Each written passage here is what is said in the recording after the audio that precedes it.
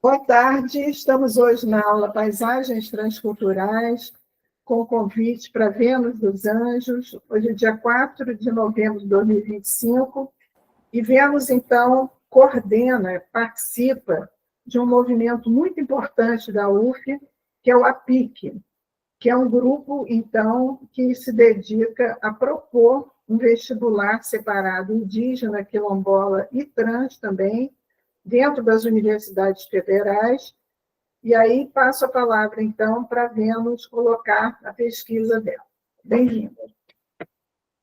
Oi, gente, boa noite. Estou muito feliz de estar aqui com vocês. Boa tarde ainda, na verdade, né? Eu estou aqui, ó, num lugar muito privilegiado. Eu estou aqui na Rural. Tem um gramado lindo aqui do meu lado, uma coisa assim, sabe, espetacular. Na Universidade Federal Rural aqui do Rio de Janeiro. Separei aqui uma apresentação para vocês. Espera aí que eu vou... Você é da área da antropologia, né, Vênus? Está fazendo... Então, vou me apresentar, gente. Eu sou professora, sou cientista social, formada pela Universidade Federal Fluminense. Eu trabalho há bastante tempo com a temática da educação escolar indígena e quilombola, sobretudo, né? Tenho uma longa trajetória nos territórios, com essas populações, seja no Rio de Janeiro, seja de âmbito nacional, seja em Brasília, seja junto com os movimentos, né? Eu trabalhei do lado da nossa ministra, da nossa Sônia Guajajara. Trabalhei ao lado de grandes figuras indígenas, né, com qual eu aprendi muito, né, e pego, né, esses conhecimentos, essas miudezas, essas delicadezas, essas sutilezas e trago aqui para gente. Eu já queria começar com uma mística, sempre, né? Porque, assim, vou passar por alguns temas que muito me interessam. Vou trazer algumas contribuições aqui para o debate de vocês, que eu sei que vocês estão há bastante tempo aí a dinar, né? Eu já vi o programa da disciplina, então eu sei que vocês estão trabalhando várias temáticas e, assim, eu estou muito feliz de ver essas transculturalidades, né, sendo colocadas aqui, sendo expostas, sendo pensadas, sendo refletidas. Isso é um avanço, sobretudo num curso de pós-graduação em arquitetura, né? A gente sabe que é por aí que a gente vai caminhar, né? O nosso debate vai caminhar por aí, pelas reformulações desses epistemes também na universidade, né? E eu queria fazer um exercício, né, já com vocês, né? Todo mundo vai participar, Sandoval, que eu já conheço também, já troquei uma ideia, né, querido, lá do Pará, né? Tá na Federal do Pará, né, Sandoval, se não me engano, Estadual do Pará. Uepa. Ele é da UEPA, da Estadual. Já tive o privilégio também de conhecer. E aí eu queria falar indígena. Fala aí, Sandoval, onde é que você está? Conceição do Araguaia, 1.000 quilômetros de Belém. Beira do Rio Araguaia. Daqui a pouco começa a nossa COP. E assim, eu queria fazer um exercício com vocês, que ele é fruto de uma inquietação, que passou lá na semana passada, quando eu comecei a pensar essa aula. Sempre que eu vou preparar uma aula, sempre fico assim, tem uma coisa muito espiritual também, né? Fico assim, para onde que vai? E aí eu fiquei pensando, refletindo assim, e eu queria que vocês, já nesse comecinho aí, enquanto eu vou aqui trabalhar alguns conceitos, depois vocês vão entender por onde vai passar, que vocês escrevessem uma palavra ou fizessem um desenho, o que vocês acharem melhor, do que vocês pensam quando vocês escutam a palavra casa. Isso aqui é um curso de arquitetura, né? Então, sejam criativos. Vocês escrevem aí, não fala agora, segura, pensa, vou dar aí 5 minutinhos, 2 minutinhos para vocês pensarem uma coisa, e aí, enquanto eu vou aqui projetando, que aí eu vou entrar aqui na nossa discussão, vocês vão entender já já.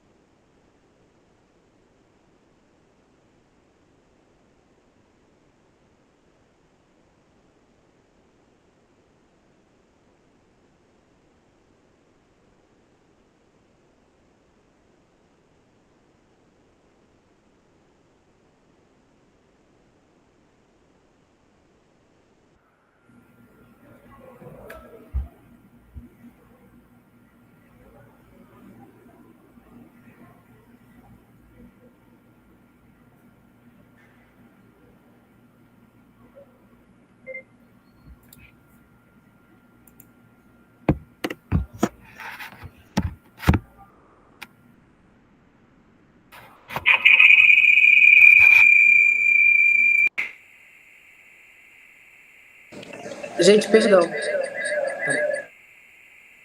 Acerta a microfonia. Acho que você tem que fechar um, deixar só Pronto. uma dentro. É. Oi? Melhorou? Melhorou. Então, acho que vocês já pensaram, tiveram aí um tempo para pensar. A gente já retoma isso. Eu vou apresentar aqui uma coisinha para vocês, que vai passar pela nossa caminhada até chegar no ponto de discussão. Essa aula, ela foi pensada com muito carinho, assim, no sentido de que, quando eu fiquei refletindo, né, sobre quais contribuições poderíamos trazer, né, para o curso de arquitetura, sempre me vejo nesses dilemas, né? Eu sempre trabalhando com outras áreas. Por exemplo, trabalho muito com a área da saúde também, brinco muito com a área da saúde, gosto muito de estudar sobre saúde. E eu sempre fico me questionando, né? Porque aprendi muito, né, com os povos indígenas nesses últimos tempos sobre arquitetura, sobre as concepções das engenharias. Inclusive, tenho usado um conceito, né, que é as engenharias e tecnologias de sobrevivência social. Tenho pensado muito sobre isso também. E aí, enfim, parte de muita coisa que fez também com que a Diná nos convidasse, me convidasse para estar aqui hoje, foi fruto, né, do nascimento dessa articulação, que é a Articulação de Políticas para Indígenas e Quilombolas do Rio de Janeiro, é a PIB, a PIC. E a PIC, ela foi criada dentro da UF, ela foi criada por estudantes, né, inicialmente, e depois se juntaram logo com os professores, com docentes também, sobretudo ali da Faculdade de Educação, da Faculdade de História, da Antropologia. E essa articulação, que junto com os coletivos de estudantes indígenas aqui da universidade, né, foi crescendo, ganhando corpo, em paralelo, na verdade, em concomitância, né, como diria Gili Nunes, com o coletivo Rede Trans da UF. E aí a gente viu avançar duas pautas muito importantes na nossa universidade. Uma pauta que nasceu de constatar a escassa presença da população indígena e quilombola dentro da nossa universidade. Por exemplo, a UF é uma universidade que tem 72 mil alunos. 72 mil alunos. De 72 mil alunos, quantos estudantes indígenas vocês acham que a gente encontrou na UF? A gente ficou por muito tempo procurando e a gente encontrou 13 estudantes indígenas de 72 mil alunos. Então, a gente começou a perceber que... E aí, eu estudei na Universidade de Brasília, né, lá na UNB, que foi quando eu conheci a política do vestibular indígena, foi quando eu estive mais próxima também, com vários companheiros e companheiras, né, do movimento indígena nacional. E lá é uma universidade com mais de 300 estudantes indígenas, de várias etnias diferentes. Quando eu voltei para o Rio de Janeiro... Foi uma casa dos índios dentro da universidade, né? Foi uma Marcelo que fez, né? Que, inclusive... Eu estudei no CIEM, eu fui para Brasília em 61, saí em 71, né? E havia essa casa indígena, que todo mundo convivia, né? Então, é muito diferente você ter um espaço indígena integrado dentro de uma universidade, né? E o nosso, dizendo que é a terra de Araribóia, mas, infelizmente, o nosso Araribóia foi um traidor, né? Que atraiu os Tupinambá ali para Tamoios e matou todo mundo. Então, é um detrator dos indígenas, né? E não alguém que seja um guerreiro, de fato, né? Esse exemplo que a Diná trouxe aqui para a gente é da Maloca, né, que é um espaço cultural, né, de resistência dos povos indígenas lá na Universidade de Brasília. Vocês estão conseguindo ver? Deixa eu ver se eu consigo. Está ótima a projeção, está boa. Tá conseguindo ver? Peraí.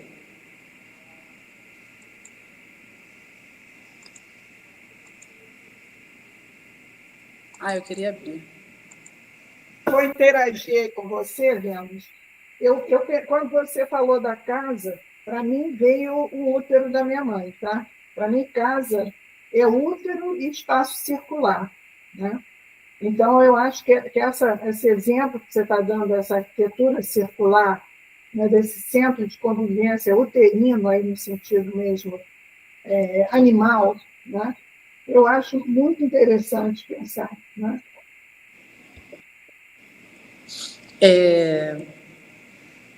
Vou chegar aí. Esse aqui, gente, é um espaço, eu convivi lá, né? Passei bastante tempo ali nesse espaço. Tenho boas memórias, boas recordações. É a Maloca, é esse espaço de convivência indígena. É uma vitória, né? Porque é um espaço construído com uma arquitetura pensada para os povos indígenas dentro da universidade. E por que falar da Maloca da UNB é importante? Porque a UNB, especificamente, pela presença dos estudantes indígenas, que já existe, já tem lá há bastante tempo, porque lá já tem política pública específica e diferenciada há bastante tempo, inclusive lá tem a Suriete Baré, que é engenheira indígena, né? A gente tem vários estudantes indígenas de diversos cursos, na medicina, na enfermagem, no direito, nas ciências sociais, na antropologia. E esse aqui é o espaço, né, que fez a gente idealizar e sonhar, né, tornar crível, tornar possível imaginar, dentro da Universidade Federal Fluminense, um espaço de convivência, que eu vou falar também mais para frente. Mas primeiro eu vou apresentar para vocês, né? Então, cadê? Vamos lá. Vou apresentar para vocês a PIC, que aí vocês vão entender como essas histórias se conectam.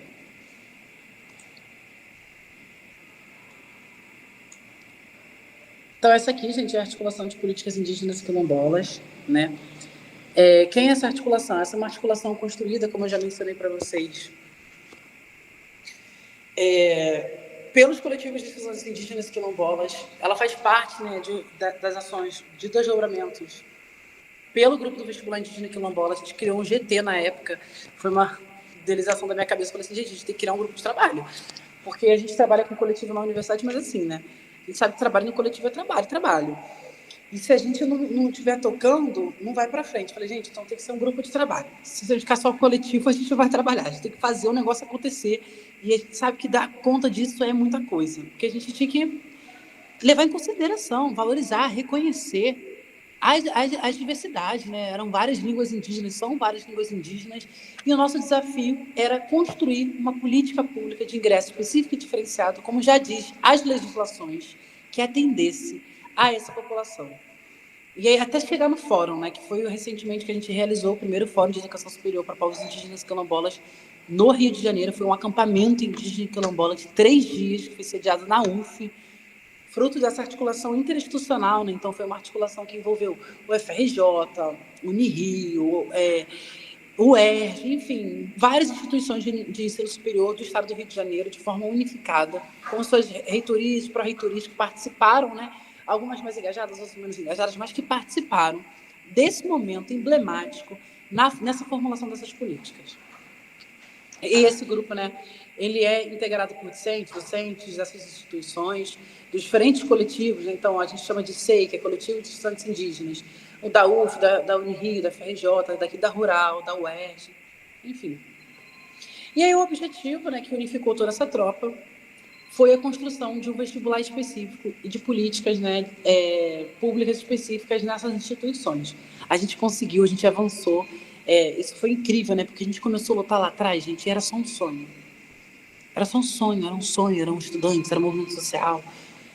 E a gente foi avançando, fomos brigando com a reitoria, fazendo os debates, fazendo a costura, trazendo o movimento social, trazendo os parlamentares, envolvendo uma mobilização que perdurou por 3 anos. Então, foram 3 anos de intensa mobilização, sem cessar, desses coletivos, pautando na agenda institucional. E aí eu costumo dizer que mudou a configuração da institucionalidade, né? Hoje a UF, por exemplo, apresenta um caráter muito diferenciado sobre essas temáticas. A gente conseguiu construir uma bolsa, né, que foi a nossa bolsa. Existe uma bolsa de permanência para indígenas e quilombolas, é uma bolsa do MEC, é uma bolsa do governo federal. E a gente conseguiu criar o primeiro programa daqui do Rio de Janeiro, para quem ingressa na política específica e diferenciada. Nossa, tem um telefone horrível tocando aqui, gente, desculpa. Que é o auxílio permanência que a gente criou na PROAS, né? Então, a gente agora tem uma bolsa para a população indígena, quilombola, trans e refugiada, que é um auxílio de R$500 para quando essas pessoas entram pela política de cotas na UF. E isso é um salto, né? Porque a instituição que só tinha 13 estudantes indígenas, criar edital, criar vaga, criar bolsa, aprovar política para pós-graduação. Então, assim, a gente viu esses avanços acontecendo, esses avanços sendo estendidos, né? Aí tem algumas legislações que eu acho que é sempre importante a gente trazer, né? Porque a gente não está, enfim, a gente não tirou da nossa cabeça, né? A luta histórica do movimento indígena, a luta histórica do movimento negro pela terra, pela soberania, pelos seus povos, pela preservação das suas tradicionalidades, ela vem há gerações, né, gente? A gente está bem com o tempo, daí tem de projetos de colonização, de império, de de Brasil, né? E aí a gente tem, né, a Lei 10.639 e a 11.645, são leis que tornam, né, obrigatório o ensino de história, memória e cultura da população afro-brasileira e indígena nos estabelecimentos de ensino médio. E aí a contradição, embora exista essa legislação para a educação básica, essa legislação ela não é aplicada ao ensino superior. Ou seja, como a gente vai formar? A gente cria uma legislação para os professores darem aula sobre história indígena e quilombola, mas os alunos, os próprios professores na universidade não recebem essa formação. O que é um grande problema, o que nos leva a ver de forma muito turva, muito equivocada a realidade e os avanços que deveriam seguirmos, né? Quer falar alguma coisa? Temos uma pergunta, por exemplo. Essa recente portaria, então, essa última de 2024, institui a Política Nacional de Equidade, Educação e Relações Étnicas, né, na educação. Ela inclui, então, vagas também para doutorado, para pós-graduação, para graduação de indígenas e quilombolas e trans? Esse é o problema. A legislação não inclui a pós-graduação, não inclui ainda a graduação. Ela está restrita ali, tudo ao nível básico, né? Agora a UF acabou de travar um embate pela obrigatoriedade de uma disciplina de relações étnico-raciais, né? É bem recente isso. Esses foram nossos últimos bastidores. Mas o ensino superior ainda está assim, é isso. DINAH vai lá e reconhece que é um tema importante, e aí ela faz um estudo sobre isso, e aí reconhece e traz o debate, ainda está a partir da autonomia. Então, cabe ao professor ou à professora fazer o seu próprio letramento, o que desresponsabiliza o Estado brasileiro, né? Enfim, de todo esse debate, que é um debate sobre consciência e memória, como diria Abdias do Nascimento. Tem uma frase do Abdias do Nascimento que eu gosto muito, que ele vai dizer que se consciência é memória, onde está a memória da população afro-brasileira e indígena na educação?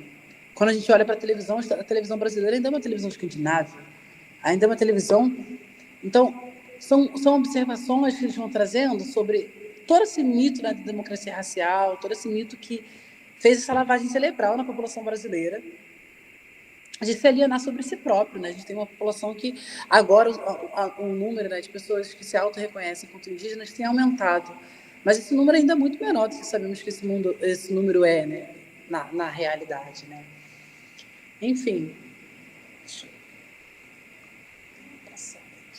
O último censo, então, de 2022, eu peguei aqui do IBGE, ele teve um aumento em relação às 274 línguas do censo 2010. Hoje são reconhecidas 295 línguas indígenas e o número de pessoas aumentou para 474.856.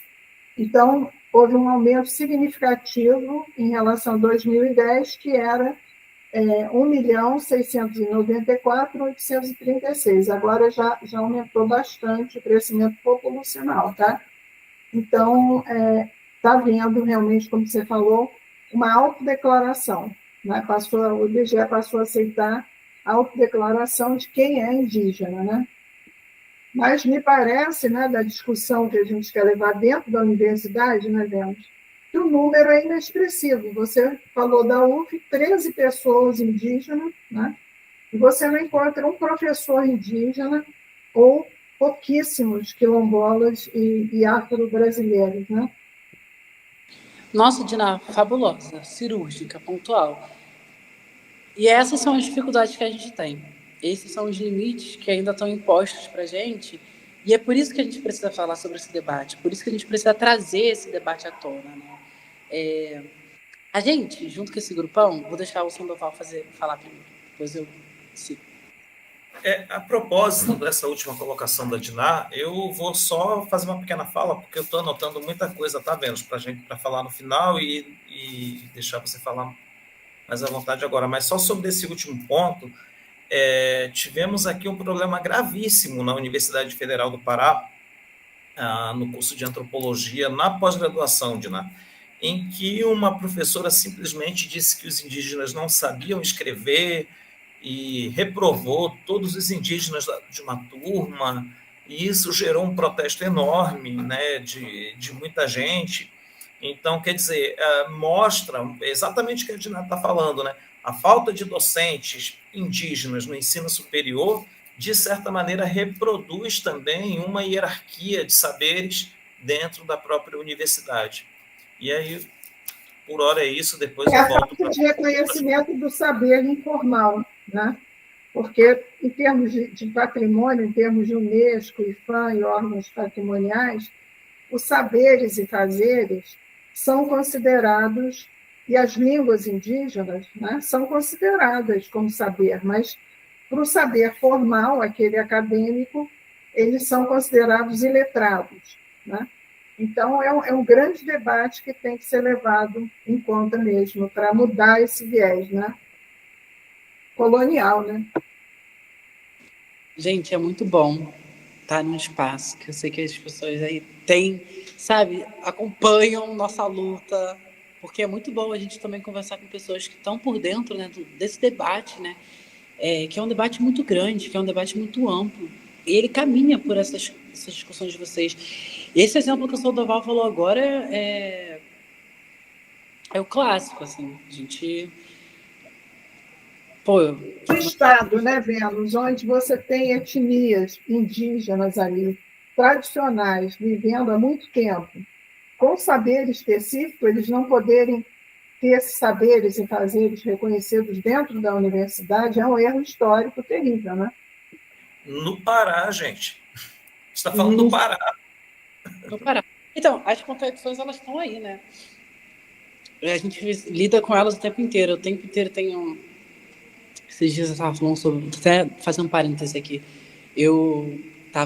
Fui num evento da Fiocruz, né, fazer parte. Eu estava lá fazendo um debate sobre saúde da população trans. E aí eu conheci uma travesti, assim, né?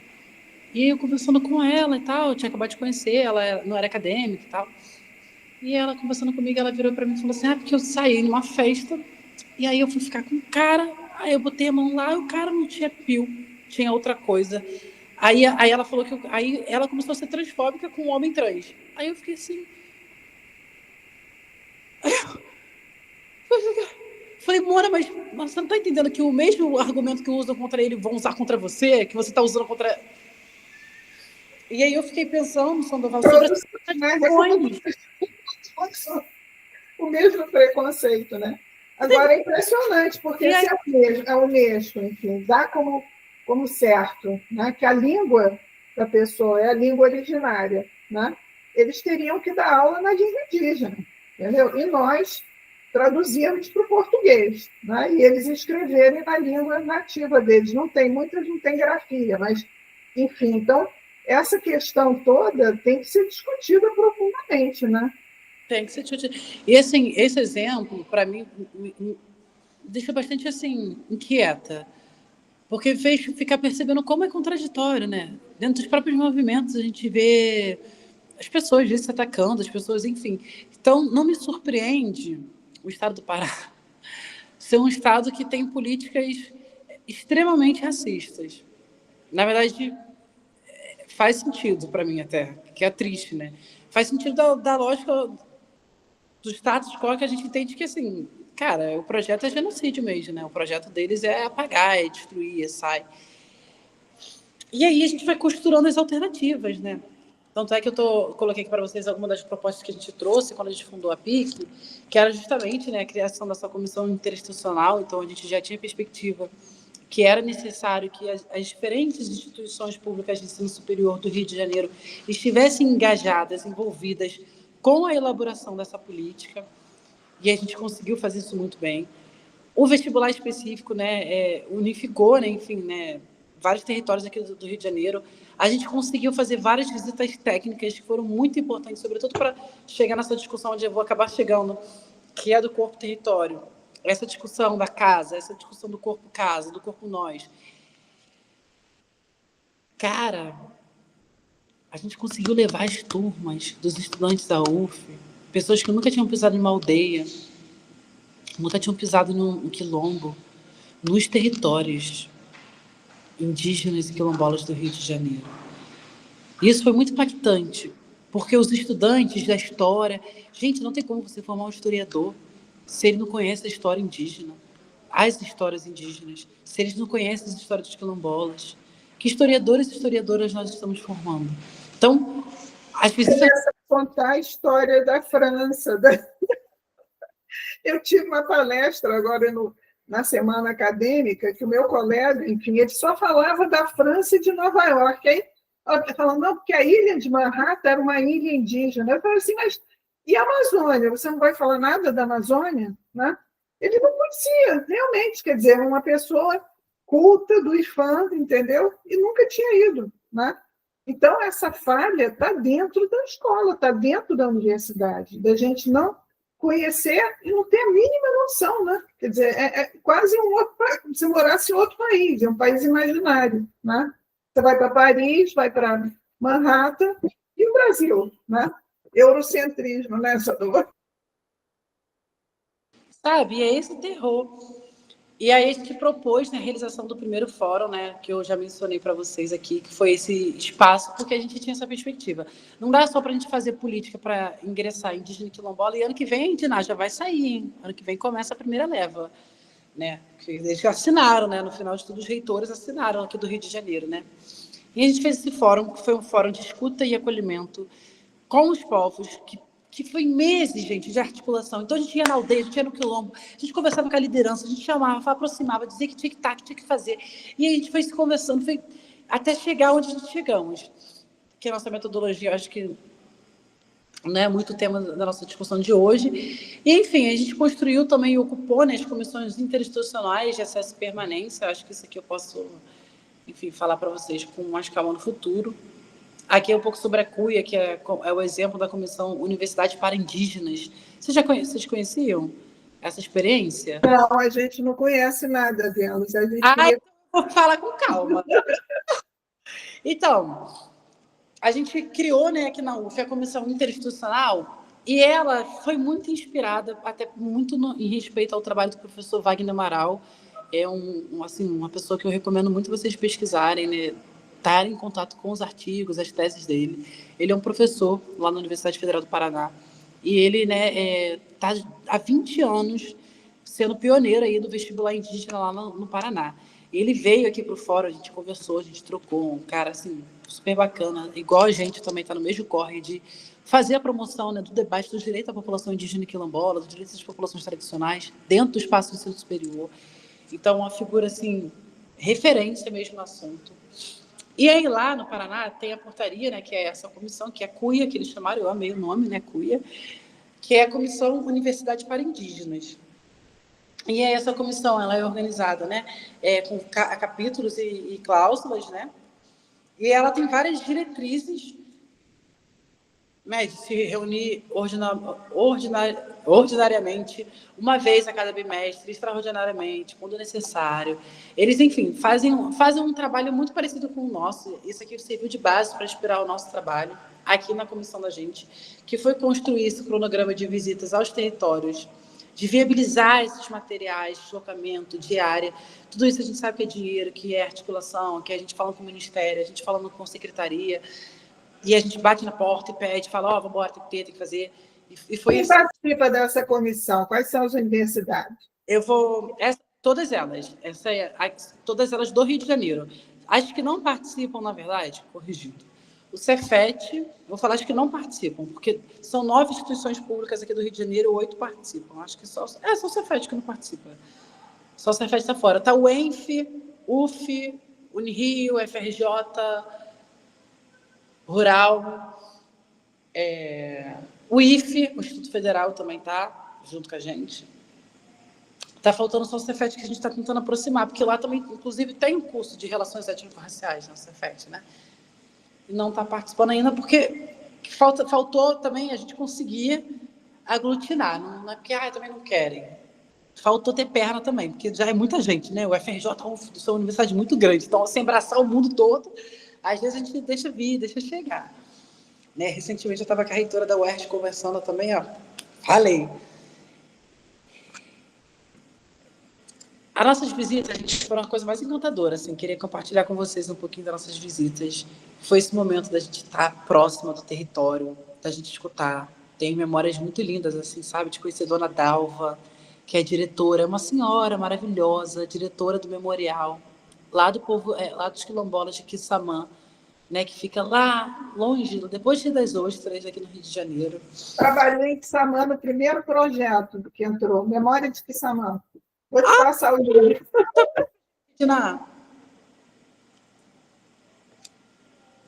E aí eu queria contar para você. A Guilhermina, que era quilombola lá, e guerreira, entendeu? Dona Maria Amélia, mãe dela, e filha de escravos mesmo. Isso foi em 80, na década de 80. Meu filho era pequeno. E aqui no Rio de Janeiro, gente, que é uma coisa muito interessante, eu trabalho com a Lei 11.645 nas escolas públicas aqui de Niterói há bastante tempo, né? Sobretudo também nas escolas de São Gonçalo.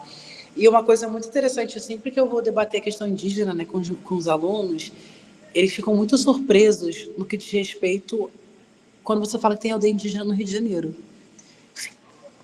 Aldeia no Rio de Janeiro. Aí um e outro, hoje em dia, conhece, né, que tem ganhando mais visibilidade a Universidade Pluriétnica, né, Indígena Aldeia Maracanã, né?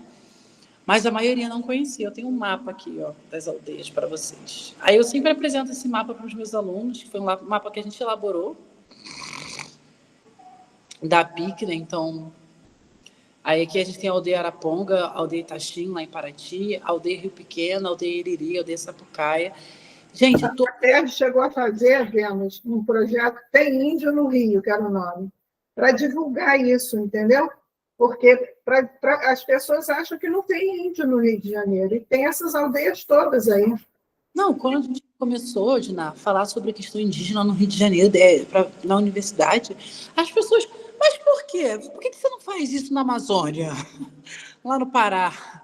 A gente, mas é porque tem indígena no Rio de Janeiro também, né? Tem indígena no Espírito Santo. Sendo que aqui, a aldeia Maracanã era a casa do Rondon, né? Então, todo o movimento, a atração, era a corte. Então, a casa do Rondon, que ficaria no Maracanã, foi o primeiro lugar de atração indígena, em antropologia, de trazer os indígenas para a corte, né? Trazer para a cidade do Rio de Janeiro. Então, a referência ainda é o Rio nesse sentido, né? E uma coisa assim que eu tenho mencionado, eu falei, estava agora nessa palestra, foi muito bom, era sobre como... É uma frase, né, da Célia Chacrebá, que ela diz que antes do Brasil da coroa, existe o Brasil do cocá. E eu fico muito reflexiva sobre essa frase, né? Porque esse é o trabalho que a gente tem nesse processo, né, de desconstrução do estereótipo do que é ser indígena também para a sociedade não indígena, né? Quando a gente teve um trabalho muito bonito de ter visitado todas essas aldeias aqui no Rio de Janeiro. E assim, o que é interessante da nossa experiência, que eu acho que é legal trazer de contribuição aqui para vocês, é que a gente conseguiu fazer, por exemplo, olha só, vamos lá, esse mapa aqui, né? Vocês conseguem ver a setinha quando eu passo, né? Então tá bom.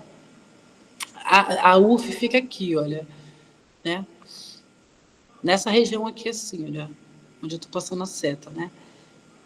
Essa região aqui, tá, Maracanã, vertical. A gente tem uma abertura enorme, né? Porque a UF ela é muito espalhada em vários campos, né? A gente conseguiu se dividir, cada universidade, então a UERJ, aqui é o de Maracanã, então a UERJ, né? Cada universidade está espalhada, a gente criou um outro mapa, esse mapa eu também queria disponibilizar para vocês, eu não estou com ele ainda, que ele ainda não está pronto, mas ele é um mapa que mostra cada instituição pública de ensino superior do Rio de Janeiro, ou seja, onde está a UERJ, onde está a UF, onde está a Unirio, e onde estão as aldeias e os quilombos. E aí a gente dividiu esse mapa e fez com que cada universidade, isso é uma experiência, eu acho que muito rica para o Sandoval que está lá, né? Cada universidade teve que se comprometer, porque também o Rio de Janeiro é uma cidade muito diferente, né? A gente também tem várias, a gente tem 9 federais aqui, né? Então, realmente, 8 federais é diferenciada, o estado. Mas a gente conseguiu fazer com que cada uma se responsabilizasse por uma região, por enviar o ônibus, o transporte, a visita, a alimentação, os artesanatos. E isso foi um salto muito grande para a gente. Isso foi um salto muito grande, porque a gente colocou um ultimato ali, né? A gente fez essa galera falar, vou ter que, né? E isso é um trabalho muito interessante, assim, de ver os gestores comprometidos com essas pautas, né? E a gente ter conseguido alcançar e abraçar esses territórios aqui no Rio de Janeiro. A população do Rio de Janeiro, segundo esse último censo, né, deu 16 mil, né, tendo aí a aldeia Guarani Sapucaia, que é a primeira aldeia indígena demarcada do Rio de Janeiro, né, como, lá em Angra, como a maior população, né, com o maior número de indígenas, né, 570 indígenas. São os Guarani e Mbiá, né? São os Guarani e Mbiá, isso aí. E eles têm uma visão linda, vemos, mítica também, que é a terra sem mares, né? Então, o deslocamento deles, eles vêm lá do sul do Paraná. A nação Guarani tem 250 mil pessoas, deve ter muito mais agora, na América do Sul, né? E eles vêm pelo litoral e vão até o Espírito Santo, né? Eles vão criando essas aldeias. A Tatainti, que era uma pajé que teve essa visão mítica da terra sem mares, né? Então, todos esses territórios também são sagrados para eles, né? Gente, o povo guarani, assim, é um povo que tem um carinho especial. Especial. Tenho muitos amigos e amigas do povo guarani. Aprendo tanto. Já vivi cada coisa que você contar. Você vai falar assim, meu, mentira! Eu vou falar, vivi, mano. Eles são considerados os mais espiritualizados, né? Porque eles não tomam nenhum tipo de alucinógeno, como os povos amazônicos, né? É só o mate mesmo, o chimarrão, e o canto e dança, né? Então, é uma coisa impressionante. A Casa de Reza Guarani, quem já passou não esquece, né? Não, com certeza. Com certeza. Eu realmente tenho um carinho muito grande pelo povo guarani, eu sempre aprendo muito com eles. A gente está juntas aí há muito tempo, em muitos lugares diferentes do Brasil. Tem um coletivo que vocês precisam conhecer, gente. Diná, que está toda conectada na internet, Sandoval também, que é o coletivo Mbiá. É um coletivo de jovens comunicadores da aldeia de Sapucaia. Está lá o Anderson Guarani, o Rafito, são 2 amigos meus, 2 queridos. E tem uma juventude lá. Eles comemoraram, não sei se vocês estavam sabendo, né? Recentemente, a inauguração da primeira escola de ensino médio lá no território, né? Porque tem toda a questão do racismo. A aldeia lá em Sapucaia, a gente anda, não sei se vocês sabem. Mas sendo alto do alto. Vocês já foram lá? Já foi, Diná? Fui, eu fiz muito campo. Na década de 90, eu fiquei direto com eles lá em Paraty, eu era da FAPERJ, né? E nós criamos, então, um projeto com a PUC, dando bolsas. Foram 2 bolsas para Sapucaia, uma bolsa para Itaqui, uma bolsa para Araponga. Ainda não tinha a outra do Araruí, não tinha, entendeu? E uma lá também do Rio Pequeno, o Demésio do Rio Pequeno. Então, o livro que eu escrevi, Museu de Artes e Origens, Mapa das Culturas Vivas Guarani, eu vou te dar. Eles mesmos escrevendo sua história, entendeu? Serginho, o Joaquim, lá, o pessoal de várias aldeias, os filhos do cacique Agostinho escrevendo. Ai, nossa, ele é maravilhoso. Ai, o cacique Agostinho é maravilhoso, ele é sempre muito, muito feliz, sempre com um sorrisão, sempre assim... Que figura. E o povo guarani é um povo muito espiritualizado mesmo, né? Acho que vocês já conhecem, isso é importante, isso é muito bom. E aqui no Rio de Janeiro a gente também tem, né, aí 53, agora 54, se não me engano, comunidades quilombolas, né, que estão aí concentradas na Quilerge, que é a Associação das Comunidades Quilombolas aqui do Rio de Janeiro, né? E aí a gente tem, enfim, espalhada por todo o Rio de Janeiro. O Rio de Janeiro é terra quilombola também, não tem como. A gente tem esse mapa, mas a gente tem um mapa melhor, gente. Deixa eu ver se eu consigo dar um zoom assim. Deixa eu ver se eu consigo.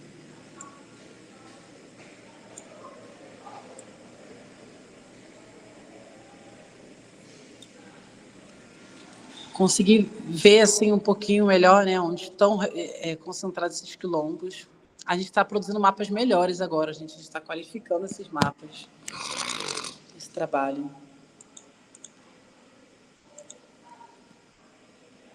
E a população quilombola no Rio de Janeiro também é uma população expressiva, são 16 mil pessoas, né, que se consideram quilombolas aqui no Rio de Janeiro. Cabo Frio é um município que tem aí, né, a maior população quilombola concentrada, né, seguido por Campos, e depois o próprio município do Rio de Janeiro.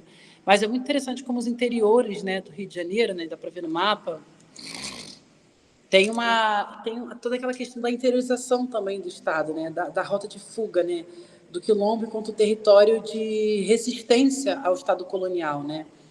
E isso é muito refletido no mapa, isso é muito interessante de observar, né, também. Assim. Gosto de trazer aqui para você. Tem um historiador, Flávio Silva, ele escreve muito na Biblioteca Nacional e é professor do IFIX também. O Flávio é de família quilombola. E quando abriram-se os arquivos ali do Mosteiro de São Bento, ele descobriu o avô e a avó dele morando num criatório de escravos. Ele chorava. Que o Mosteiro de São Bento tinha, né, vários machos reprodutores para várias fêmeas. Então, isso chamava criatório de escravos, era uma prática do século XIX terrível.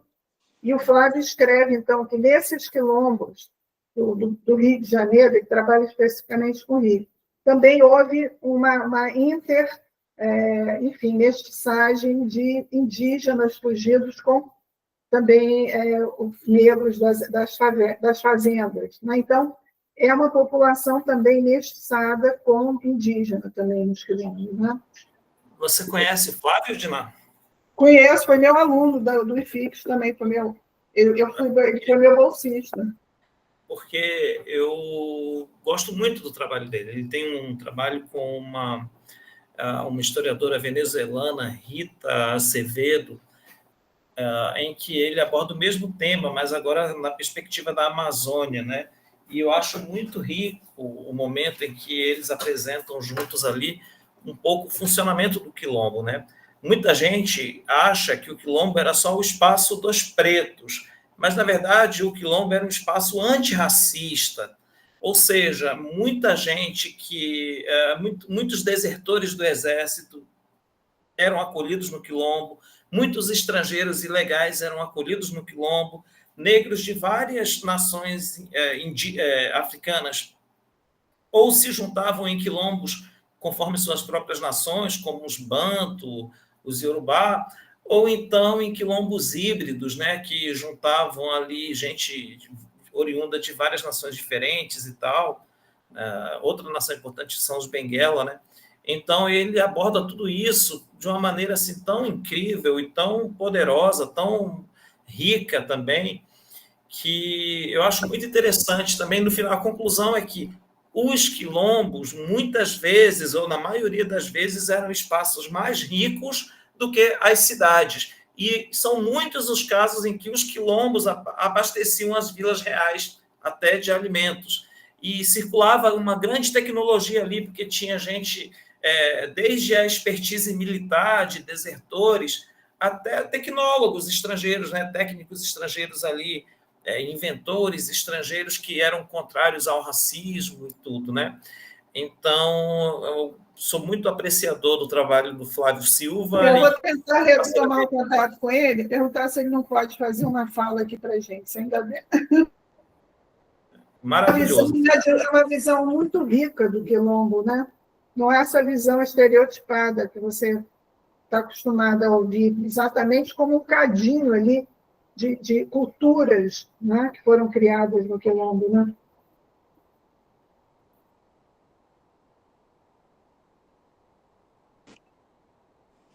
Gente, muito bom conversar com vocês.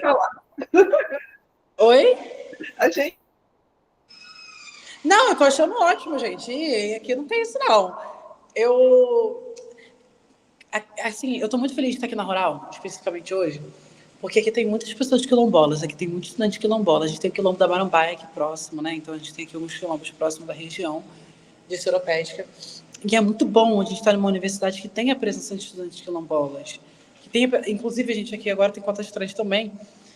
E hoje encontrei as meninas do coletivo Madame, né, que é o coletivo LGBT, o coletivo trans aqui da Rural. E assim, cara, que potência essa galera, essas contribuições que essa galera está trazendo. Eu vou deixar aqui essas referências, depois eu mando para vocês esse material. Na verdade, já mandei para vocês. Manda essa apresentação para a gente divulgar aqui e analisar. Tá, mandei para... Já até te mandei, na verdade, mas vou mandar para você de novo. E aí você dá uma olhada. E aí agora eu queria entrar, eu apresentei assim, a PIC, né, mais por alto, para vocês entenderem um pouquinho luta, trajetória, como que chegou esse debate aqui, por que veio, de onde veio. E aí agora eu queria apresentar para vocês, para entrar na nossa discussão. Ai, meu Deus, achei.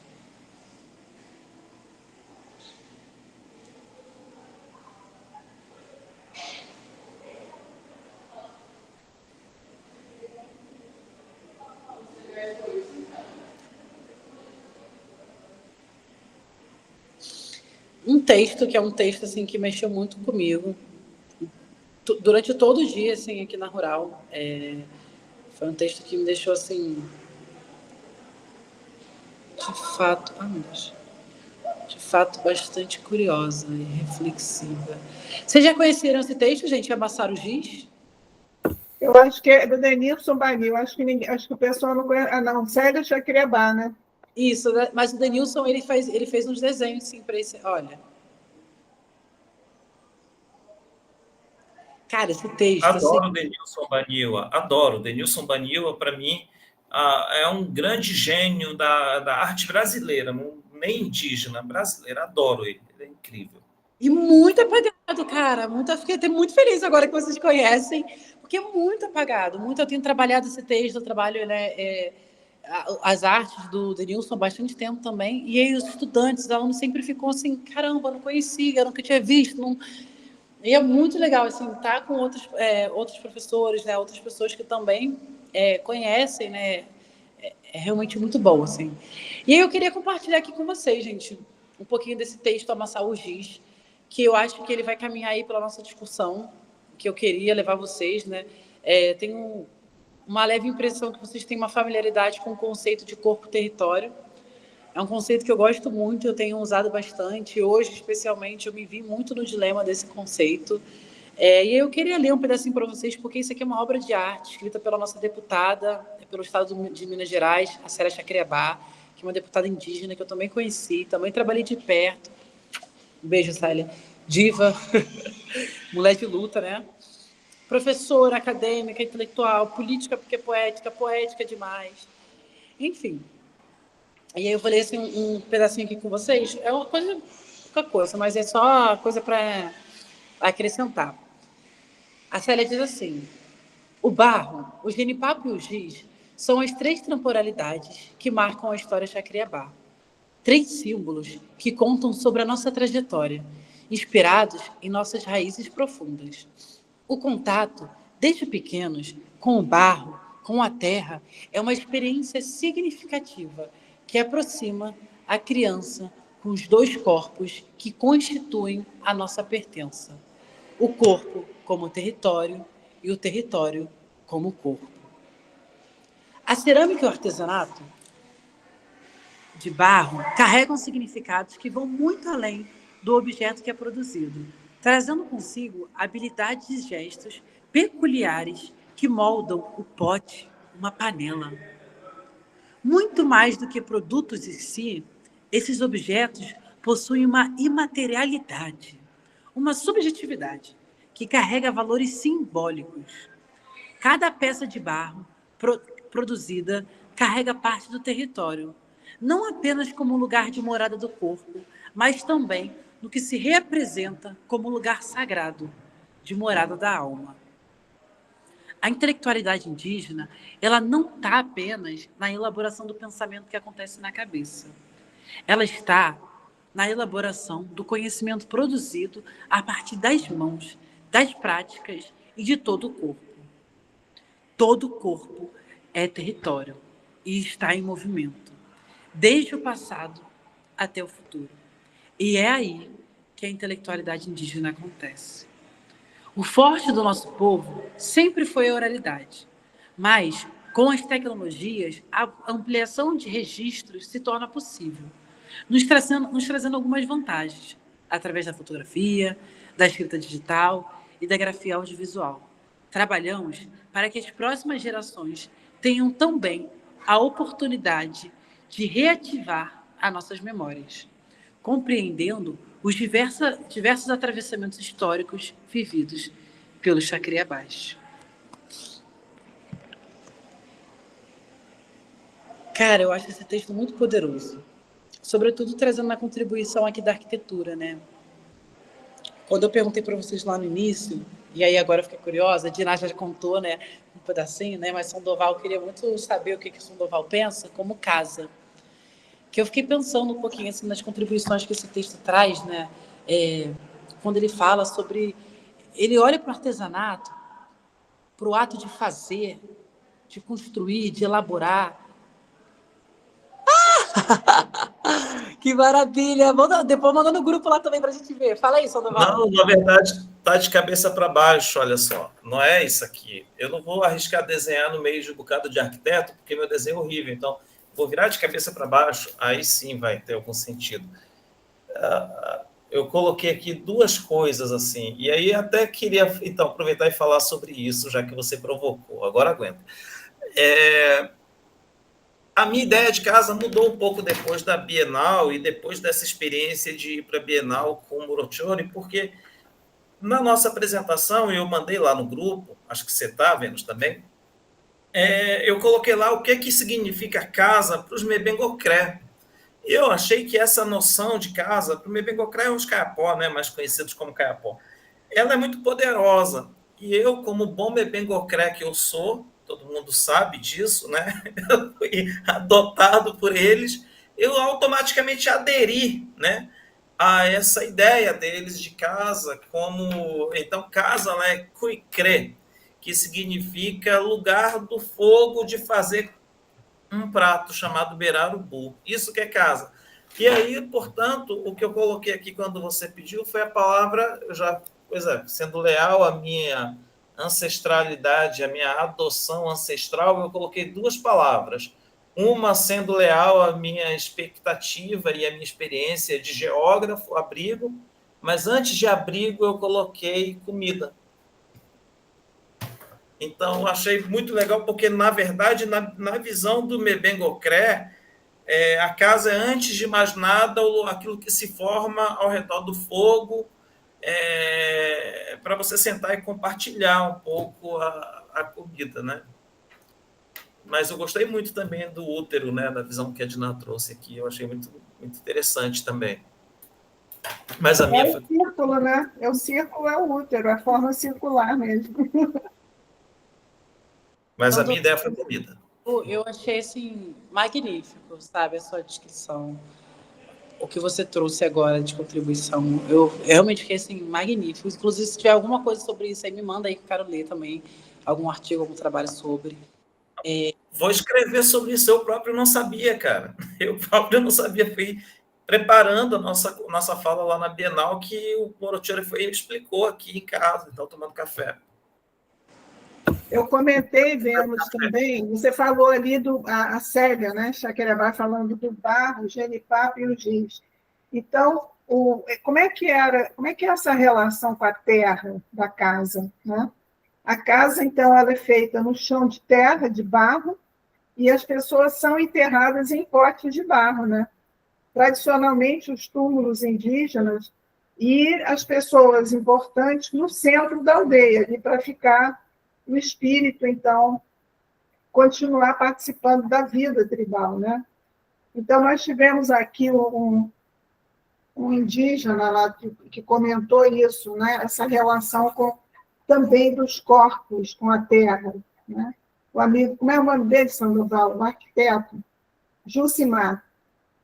O Jucimar veio, então, do Mato Grosso comentar essa relação também da terra e do espaço ali telúrico, né? Que a gente chama da aldeia, nesse sentido aí. E a relação com a cidade, né? Então, ele mostrando que em Aldeias Gororo, ele mostra como é que a influência da globalização ali, de um urbanismo ali internacional, começa a tirar toda a visão, então, da aldeia tradicional circular, né? Essa é uma relação interessante também para a gente pensar, porque, na verdade, se a casa é o corpo, né?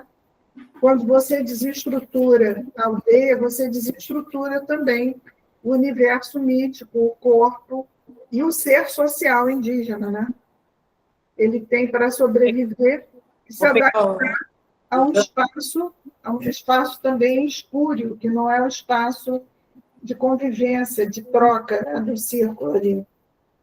Vou pegar o gancho aqui que a Diná falou, porque isso tem tudo a ver assim, com o que eu ia trazer agora, que é o outro fragmento assim, desse texto, que está tudo a ver agora com o que a Diná mencionou, sobre essa desconexão também, né, que é provocada por conta desses processos violentos que eu tenho certeza que vocês sabem.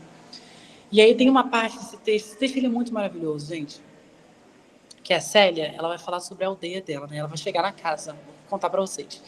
Vou ler aqui junto, a gente faz uma leitura juntas, né? Estão dando para acompanhar aí? Tá, né?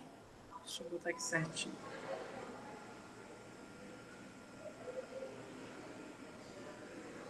Ela vai falar assim, ó. Cadê? A aldeia onde moro se chama Barreiro Preto. Segundo meu avô, a origem do nome vem da relação que mantemos há muito tempo com o barro. Bem perto da minha casa havia um riacho, que era perene. E por haver recursos hídricos em abundância, durante muito tempo, todo o gado que se criava na região vinha não apenas para beber aquela água, mas também para comer o barro salino que existe em nossa aldeia. Por ser um barro de cor roxa escura, os mais velhos deram o nome de Barreiro Preto. Nesse mesmo local, em determinados pontos, existe barro bastante argiloso, que era usado para fazer cerâmica nas formas de pote, adobe e telhas. Com ele, também se fazia as paredes de cimento, de enchimento, com barro e pau a pique, para a construção das casas. Acho que a Diná já deve ter trabalhado um pouquinho dessa questão também, né? Até hoje, é possível encontrar lugares com vestígios de olarias de 35 a 150 anos atrás. Olha isso, gente, sabe?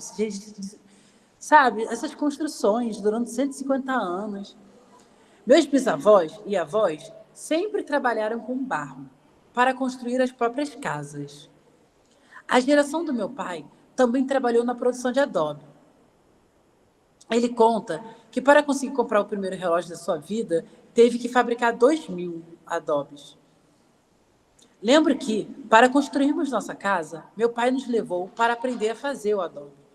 Tenho orgulho de ter participado da construção da nossa primeira casa, porque essa prática já é quase inexistente entre nós, Xacriabá.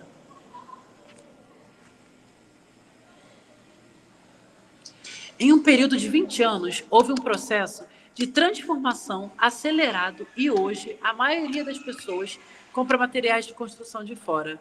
Olha como isso impacta nessa subjetividade indígena, nesse ser indígena. Antes era parte da cultura o fazer a própria casa, né? E aí eu tenho uma história muito boa para falar sobre isso também. Mas, enfim, e aí é possível, né, observar, que é isso que a Célia vai falar agora, né, os impactos culturais e econômicos causados pela falta dessas práticas. E, preocupados com esses impactos, algumas pessoas estão se mobilizando para seu fortalecimento e sua valorização. Olha que linda essa imagem, gente. Parar para a gente dar uma olhada um pouco. Denilson Banila, né? Denilson próprio.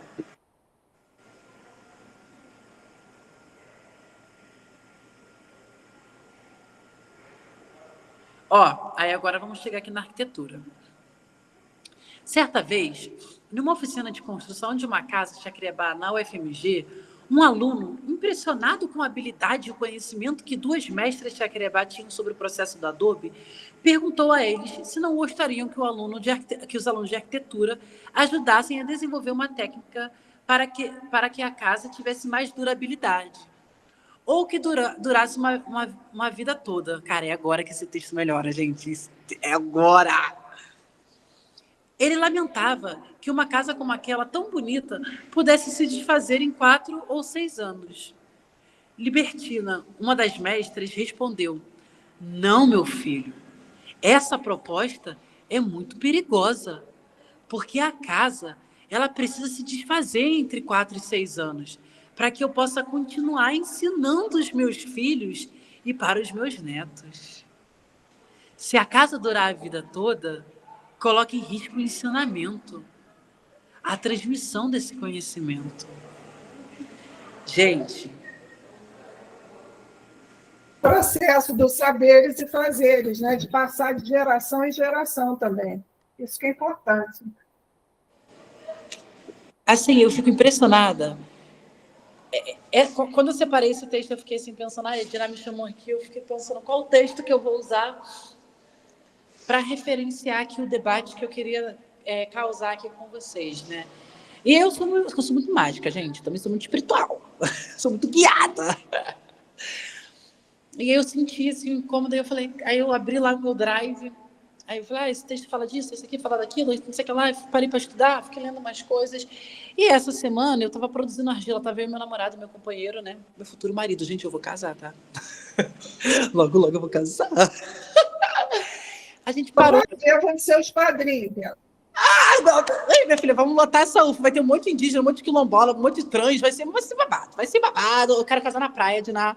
Quero uma coisa assim, bem ancestral, entendeu? Um negócio assim, bem lindo.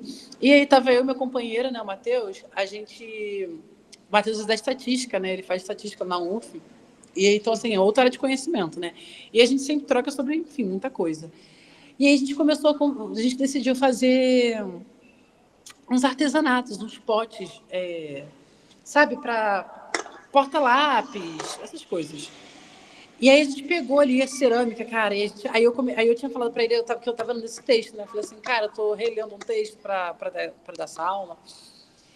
E aí a gente gastou uma onda, assim, conversando, porque a gente pegou a cerâmica e a gente começou a fazer, aí a gente, olha isso, uma engraçada. A gente ia fazer, né, porque ele quebrou o porta-lápis dele, eu falei, vamos fazer uma coisa juntas, assim, e tal. Aí a gente começou a fazer, eu comecei a falar do texto, quando eu fui ver, a gente criou uma casa. Vou mandar foto depois de vocês. Criou uma casa, criamos um cinzeiro, criamos uns negócios. Aí eu falei, cara, como que é importante, né? E ele não sabia fazer, né? Então eu que ensinei ele a fazer, né? E aí eu fiquei pensando assim, caramba, como que é esse processo, né? Você ensina uma pessoa a fazer uma coisa e com a nossa ignorância, né? Porque ele, por exemplo, não, vou fazer desse jeito para poder... Eu falei, cara, não é para durar mais, menos... É para você fazer, para você meter a mão na cerâmica, para você meter a mão na arte, entendeu? Para poder dar uma abstraída. Enfim. E eu li esse texto, assim, há um tempo atrás, e eu achei muito humilde e poderoso a palavra dessas mestres indígenas, quando elas deram essa resposta para esses alunos de arquitetura, né?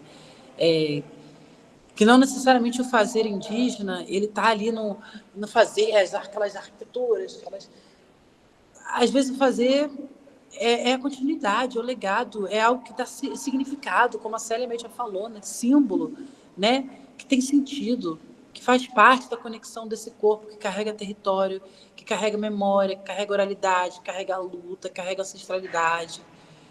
Então, assim, essa melodia, né, que ressoa nessa melodia, Chacriabá, é muito poderosa, né?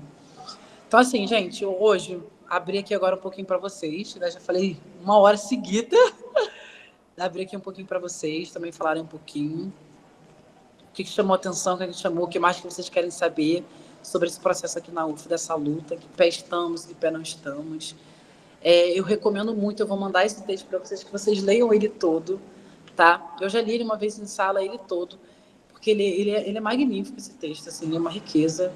Vou pelo menos mostrar as outras imagens aqui, né? Do Denison Banil. Tá. No outro. O texto está maravilhoso mesmo, Vênus. Passa para a gente discutir mais. E eu queria te mostrar o livro, então. Ó. Esse é o Museu de Artes e Origens. E esse aqui é o Serginho, que era educador guarani. Olha a coisa mais linda. Ele fazia educação bilíngue toda a partir da própria árvore. Tudo que você deve fazer está no tronco principal. E as folhas. Isso era material didático da Escola Guarani lá para Timirim, tá? Então, o que você deve fazer para a tua vida ser boa? O bom caminho é dar conselhos, ter casa, ter um bom casamento, trabalhar e ser de paz, tá? E o que você deve... A sabedoria dos nossos avós, isso chama Arandu, Nhemoraí, Coeri. Então, em nossa aldeia, nós encontramos o caminho sagrado para o nosso povo, é o sol. Tá? O sol está aqui, que ilumina a planta, né? E no tronco estão as qualidades que você tem que ter. E o que você deve evitar? Fazer bagunça, bater, ser ruim, preguiça, forró, não saber ficar casado, malandro, não ficar em um lugar só, ser valentão, ficar bêbado. Fofoca, não trabalhar, ficar à toa na casa dos outros, mentira, matar. Então, é impressionante como o material didático da Escola Guarani, que é a própria planta, né? O elemento vegetal ali com o sol, e o que você deve, o educador deve ensinar para as crianças Guarani, né? Então, é muito bonito ver o material todo indígena, e esse livro, então, foi pesquisa da FAPERJ.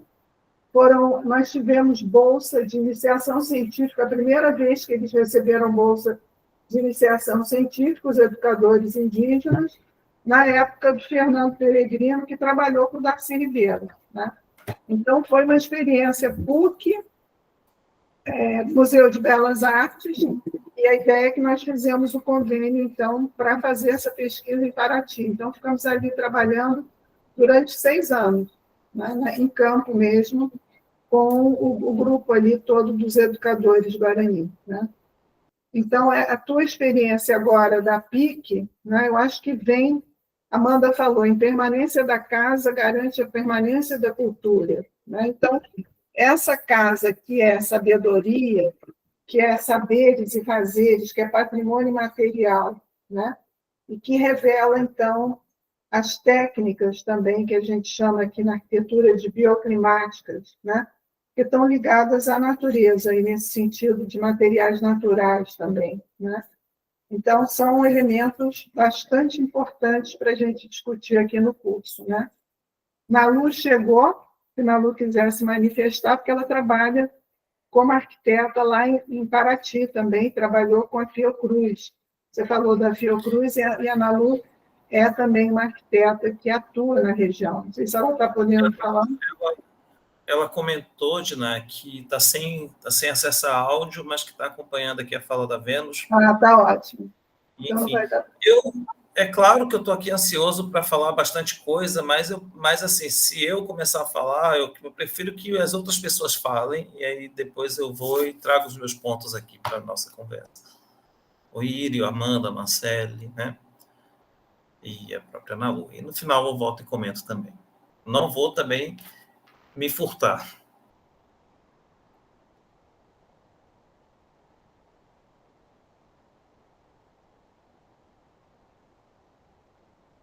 Fala você, o povo aí é muito tímido. Não, eu posso falar também, eu tô aqui. Minha fala vai ser curta. Posso? À vontade. Primeiro, boa tarde, Vênus, obrigado pela aula.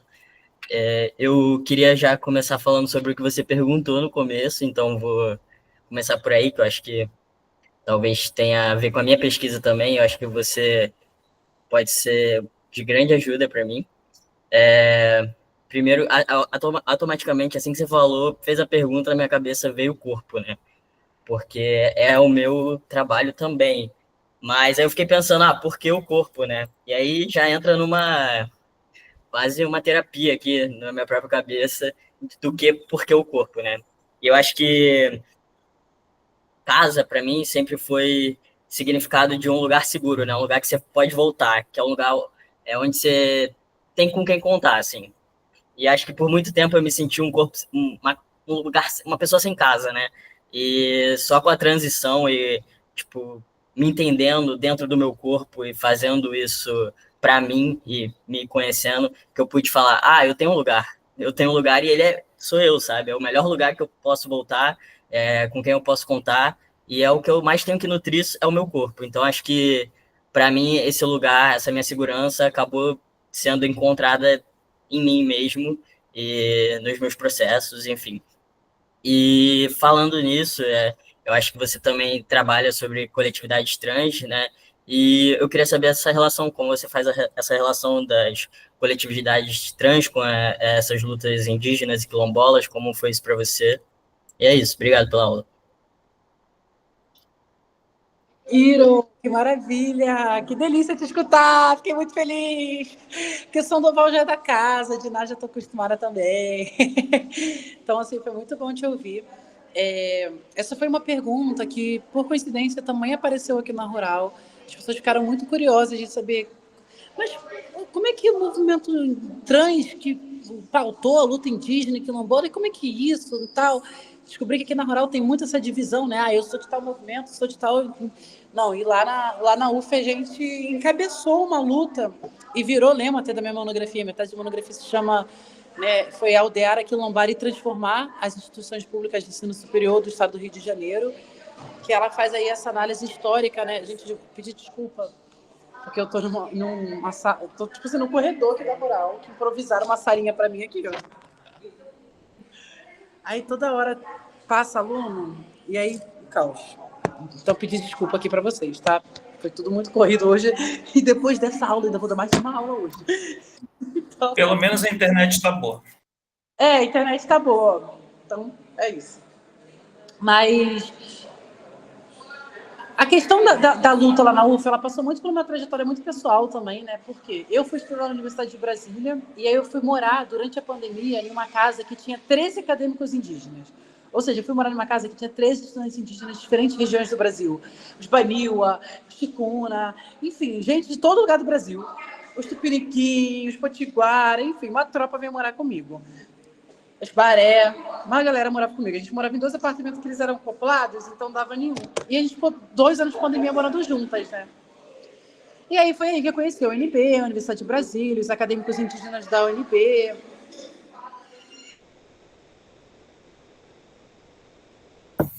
Ô, Vênus, e como é que está a tua pesquisa na antropologia? Você também vai fazer mestrado e você está com uma pesquisa nova também, que você passa aqui para os teus colegas, o pessoal todo aqui, Írio, Marcele e Amanda e Ana Luísa fazem aqui também uma interface com o programa de pós-graduação, todo mundo escrevendo aí doutorado, mestrado. Então, e aí passou muito por esse processo, né? Fiquei lá na UNB por um tempo, e aí eu conheci uma universidade com vários indígenas quilombolas. Quando eu voltei para o Rio de Janeiro, ficou insustentável, inconcebível estar em uma universidade sem a presença de pessoas indígenas. Não era mais tolerável para mim, assim, não fazia sentido. Imagina, você passar 2 anos morando com pessoas indígenas de vários lugares do Brasil diferentes, e isso foi uma experiência muito interessante, Iro, porque eu sou uma pessoa não indígena, né? Então, pela primeira vez, eu era a minoria ali, né? E não eles eram a minoria, né? Então, a gente inverteu a lógica, né, nesse movimento, né? E isso é muito diferenciado, né?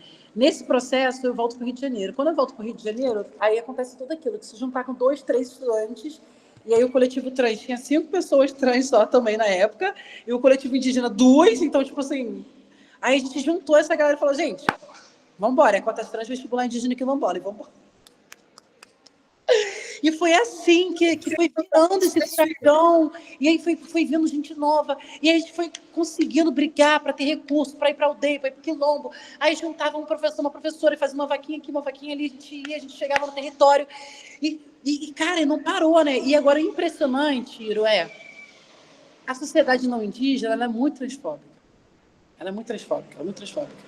E como a gente foi bem recebida nas aldeias. Imagina entrar um monte de travesti no meio da aldeia. E sabe, falar cacique com liderança, ser respeitada, admirada, valorizada, reconhecida. Cara, isso é um diferencial. O Tupã, né, que é o cacique lá da Mata Verde Bonita, ele é um querido, assim, sabe? Tipo, sabe, a mente dele, sabe? Tem preocupações muito sérias, preocupações muito reais. Tupã, né? Sim, preocupações muito sérias, muito reais com a vida, né? A gente está vendo suicídio nas aldeias, a gente está vendo essa juventude. Então, assim, e aí esse movimento todo, essas inquietações todas, organizou e mobilizou esses grupos, né? E aí foram muito enfrentamento, sem mentira nenhuma, foi muito enfrentamento, porque foi muito difícil, sobretudo porque a gente era simples estudantes da universidade que sonharam, ousaram desafiar as estruturas da universidade e ficar ali, pô, imagina, sentar de frente pro reitor, que não tá nem aí pra nada, né? Vamos combinar, né? Tá gravando, né, gente? Então, calma aí, eu vou falar. Nosso maravilhoso reitor, vivo. Corta meu microfone aqui. Depois vira YouTube, vira aula do YouTube, hein? Ih, meu Deus! Enfim, nosso querido aí foi muito solícito ao trazer aí, né, nosso debate ainda da luta trans e indígena quilombola. Enfim, a gente conseguiu ir costurando, graças também a essa participação, né, esse apoio dos professores, né? Então a gente foi trazendo debate, foi aproximando as comunidades. A gente sabia que não dava para fazer uma política para os povos indígenas e quilombolas. Era uma política com os povos indígenas e quilombolas. Era uma política com pessoas trans. E isso é diferencial. Isso é muito diferencial, porque a gente tem, como, né, nesse texto que eu estava trazendo agora, um modo de fazer específico e diferenciado, né? E essa é a grande revolução que a gente traz. A gente chega na universidade para mudar, para transformar mesmo, né? E a gente vem aí galgando sonhos, galgando lutas, né? Fazendo transformações. Gente, estou com uma pergunta. Rodrigo, você me dá permissão para eu ler uma pequena parte do texto que você me mandou? Ou ele ainda com certeza, com certeza. Pode. Olha, então, o nome do texto da Vênus. Mãe, me empresta seu batom? Hoje eu acordei com as sonoridades dos pássaros. Um canto vivo, calmo, sensível, que se afastava diminuindo a frequência sonora, ao mesmo tempo que recomeçava intensificando as ondas. Senti a transição do tempo entre o cair da madrugada e despertar do dia. O sereno, as nuvens e o sol na cabeça ocuparam gentilmente meu quarto pela fresta da janela. Olhei para fora e senti cheiro e gosto da terra molhada. Fiquei arrepiada. A sinestesia descrita despertou meu corpo. Fechei os olhos e voltei no tempo. Fui teletransportada para os dias que levantava cedo para ir à escola. Minhas memórias mostraram os dias que tomava café da manhã com meus pais, com meus sobrinhos, com meus irmãos. Sempre tive a casa cheia, cheio de sonhos, cheio de risadas, cheia de drama. Lembro de dias felizes, lembro de dias tristes.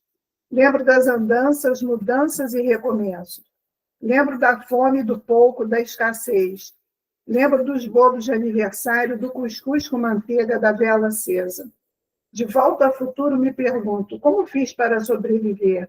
Como fiz para me manter de pé? Como fiz para não desistir? Recupero o amor como alternativa sistêmica de sobrevivência.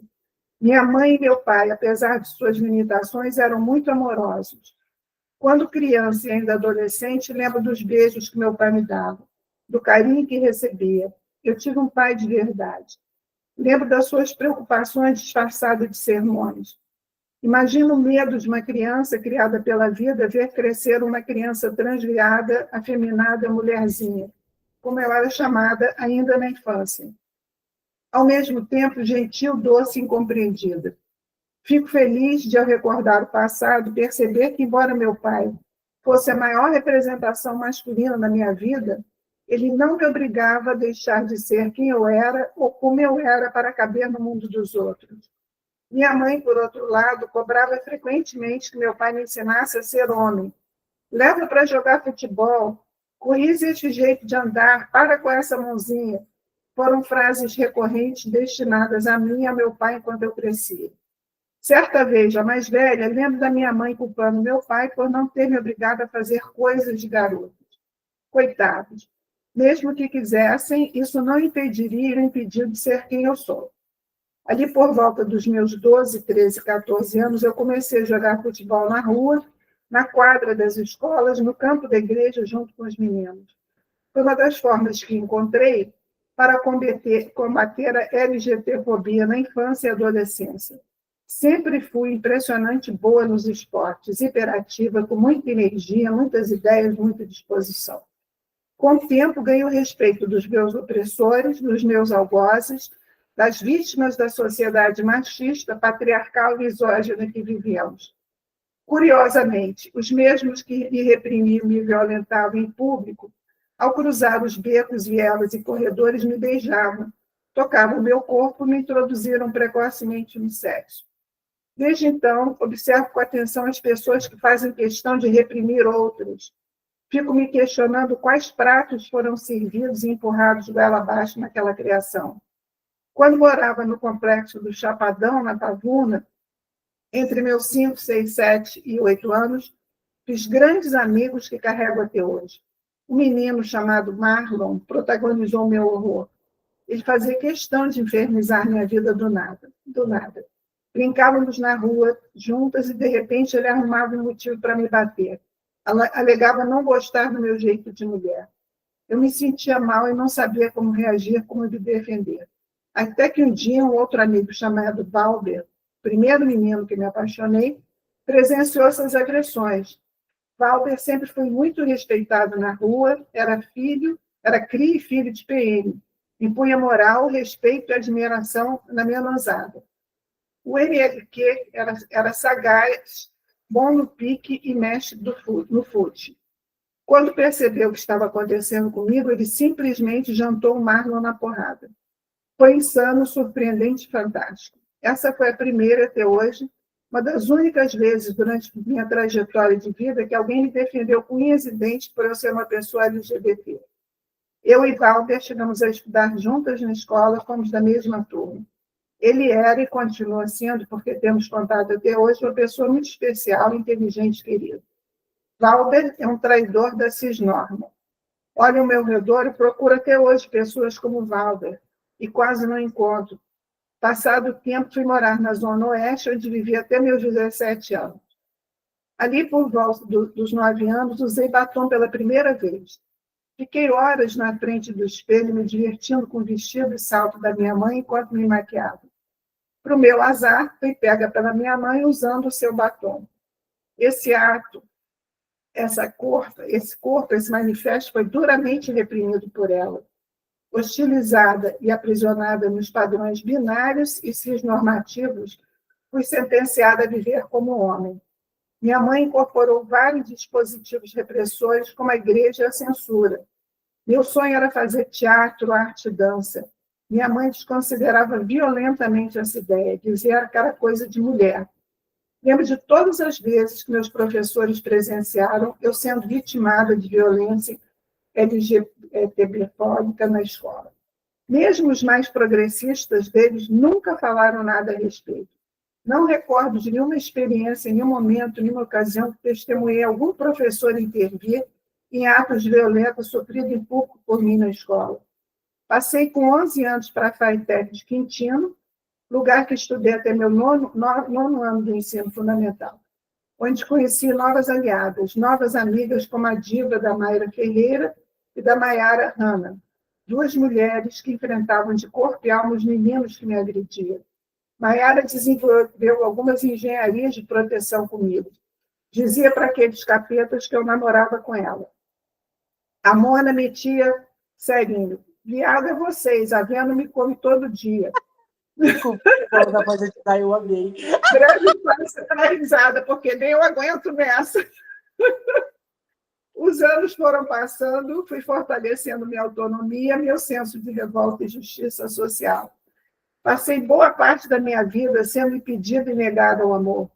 Quando finalmente me entreguei às práticas e vivências LGBT com consciência, o tal do me descobrir, observei o amor se tornando distante, longe, impossível para mim. Minhas relações passaram a ser definidas pelo simples e mero prazer momentâneo. Às vezes numa esquina, outras atrás do carro, algumas dentro de veículos, tantas outras no meio do mato, no cinema, no motel. Tudo isso e nem 18 anos tinha. O que essas relações tinham em comum? Todas eram marcadas pelo sigilo, pelo oculto, pelo secreto. Não me cabia mesmo estando ali. Não me julgo por comer do prato que me era oferecido, mas gostaria de ter tido outras opções. Ao crescer e me assumir, passei a me tornar imigrante e refugiada dentro da minha casa. Então, olha a casa aí. Passei a morar ao lado de fora do abraço do meu pai, da minha mãe e das minhas irmãs mais velhas. Passei pelo processo de evasão dentro da minha casa, do único lugar que deveria me proteger. Meus pais, até hoje, pouco sabem das violências que sofri silenciosamente. Digo isso porque eu me calava, temia sofrer mais repressão, ao contrário do que faziam comigo. Afinal de contas, se quando eles testemunhavam tais situações fingiam que não viam, de que adiantaria contar-lhes? Sublinhava a concordância com as práticas repressivas em evidência. Tentei me matar. Cheguei no fundo do poço, cortei meus pulsos, me batia de frente para o espelho. Chorava frequentemente no banheiro, o único lugar que podia ficar só numa casa com 6 pessoas. Me sentia culpada, suja e imunda por ser uma pecadora, por sentir desejo por homens e por me expressar de forma tão feminina. Tentei engrossar minha voz. Ficava assistindo a aula de fono como refeita, repressora, ensinada pela minha tia de como falar como homem. Quando fiquei abertamente com alguns meninos, incorporei essas expressões tidas como masculinas, que cabe destacar, são marcadoras da homossexualidade cisnormativa. A hipervalorização masculina das barbas, dos pelos, do comportamento de homem. Tentava e recorrentemente fracassava. No final, ser uma travesti sempre foi inevitável, porque mesmo diante dos horrores, das atrocidades, das violências psicológicas e sistêmicas, eu sempre fui uma mulher. Eu sempre fui uma criança trans. Eu sempre fui travesti. Parida do ventre de uma mulher negra, favelada, periférica. Esses dias estava na casa dos meus pais, fui encontrar uma amiga de longas datas de militância e comunismo, Lips, para tomar um sorvete. Antes de sair, olhei para minha mãe e disse: mãe, me empresta um batom? Ela sorriu e me disse: qual você quer? Vendo dos Anjos, 4 de outubro de 2025.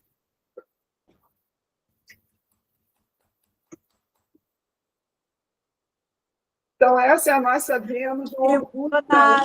Nossa, na voz da Diná foi muito melhor do que a minha. Então, você é melhor atriz que eu. Gente, Vênus, desculpa, eu fico muito emocionado por isso, porque enquanto um homem cis, nossa, a minha vivência, ela não atravessa isso, entendeu? Mas, ao mesmo tempo, é de uma violência tão grande. E eu lembro quantas vezes eu já fui cobrado na minha infância, isso que te cobravam também, né? Eu sou hétero, mas, enfim, eu acho um absurdo ser cobrado desde cedo por ter que mostrar que é homem, e esse tipo de absurdo que nós sofremos fruto de uma educação misógina. Então, assim, você tem o meu respeito, ponto de partida, meu reconhecimento como mulher, se é que isso na verdade, você nem precisa, mas para a gente manter uma relação de amizade, isso for necessário, você também tem, mas principalmente, cara, você tem o meu afeto e a minha admiração pela luta, por tudo que você mostrou aqui para a gente, né, pelo que você está fazendo. E no meio disso eu vou tentar agora retomar um pouquinho o lado menos emotivo e menos passional e tentar voltar um pouquinho, que eu não acredito muito nesse negócio de um lado consciente do cérebro que não se deixa impactar pelo lado irascível, mas vamos tentar um pouco assim, mais estabelecer um diálogo com as coisas que você trouxe, mas depois desse texto aqui que a Diná leu, realmente fica difícil, mas vamos arriscar. Eu acho que são alguns pontos assim que vale a pena a gente sistematizar, e dentro da tua fala, o que me mostrou assim, o que me mostrou, na verdade, né? Não me mostrou, mas eu, pensando contigo aqui, eu me lembrei de uma velha pauta, ou de alguém que dizia, não sei se é Doreen Massey, de que as lutas hoje, elas são basicamente lutas por espaço, né? E isso é muito real quando a gente fala dos indígenas, dos trans, do queer, dos quilombolas e tudo mais. Ou seja, quando você diz assim, poxa, em 70 mil alunos, 72 mil alunos, só tem 13, praticamente lá em Brasília você morava numa casa que tinha a mesma quantidade de indígenas do que na UF, né? Então, é uma coisa assim, gritante, que mostra que mesmo a UF, que é uma universidade reconhecidamente de esquerda, a grande maioria dos cursos, os bolsonaristas odeiam a UF, né, porque é uma universidade progressista, isso mostra o quanto, e eu posso falar como ex-aluno da graduação e do doutorado na UF, né, quanto precisamos evoluir. Então, faço parte desse pertencimento da UF, e hoje, aqui na UEPA, como docente, numa turma de pedagogia, outro dia estava conversando sobre a necessidade que nós temos de garantir o direito de certos grupos. Por exemplo, né, houve uma situação com uma professora anterior que expulsou uma mãe da sala com seu filho, porque estava atrapalhando a aula, né? E eu já passei por isso na UF, durante o doutorado. Eu não sei se hoje eu acho que a gente tem uma série de informações à nossa disposição, mas talvez se eu não tivesse passado por isso, talvez eu pudesse ser um professor sem essa noção.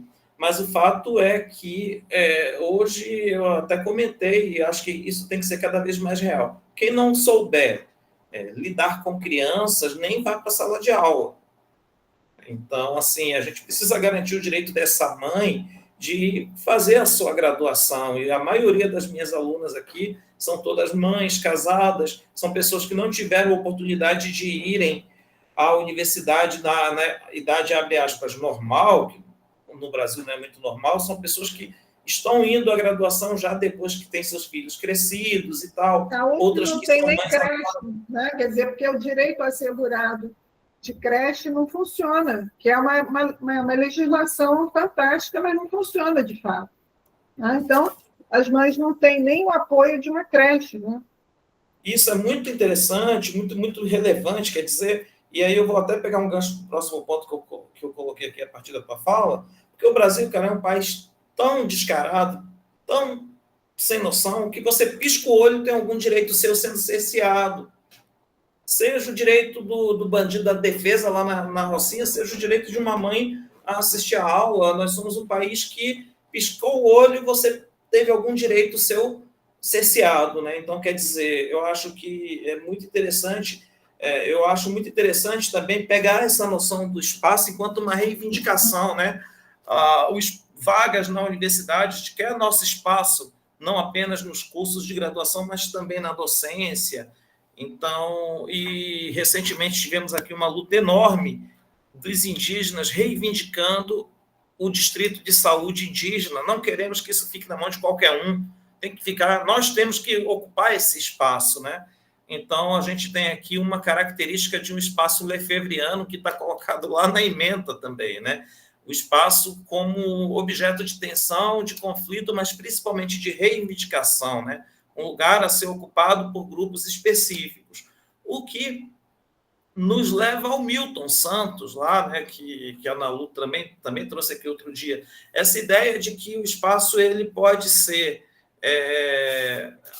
até coloquei aqui, o espaço ele pode estar a serviço de uma hegemonia política ou de grupos hegemonizados. Então, a luta por espaço, basicamente, é a luta de grupos que são, até outro dia, eram, e ainda são, até certo ponto, marginalizados, né? Dentro dessa disputa por espaços. E até eu estava vendo recentemente alguém criticando isso. O último prêmio Jabuti só premiou homens. Só premiou homens. Nos prêmios mais importantes são homens que foram premiados. Quer dizer, o que se deduz disso? Que as mulheres não sabem escrever ou não têm a mesma qualidade que um homem? Então, quer dizer, esses espaços, especialmente os espaços de prestígio e de poder, precisam ser efetivamente disputados por aqueles sujeitos que o Milton Santos chamaria de hegemonizados, mas que outros autores, como, por exemplo, aquela indiana lá, Spivak, vai chamar de Gayatri Spivak, vai chamar de subalternos, né? Então, essa reivindicação de espaços, ela é a cara do nosso tempo, ela é crucial do nosso tempo, mas ela nos leva a algumas ciladas. Tem a ver lá com o que você mencionou acerca do paraense, citando o exemplo de uma mulher trans, com um homem trans e tal, tudo que eu me lembro muito do Hall, Stuart Hall, né? Ele traz para a gente uma cilada que eu até queria te ouvir, se tiver tempo, se houver tempo, Vênus, ou talvez num próximo momento. Eu acho que a Vênus caiu, Sandoval. Estou procurando ela aqui.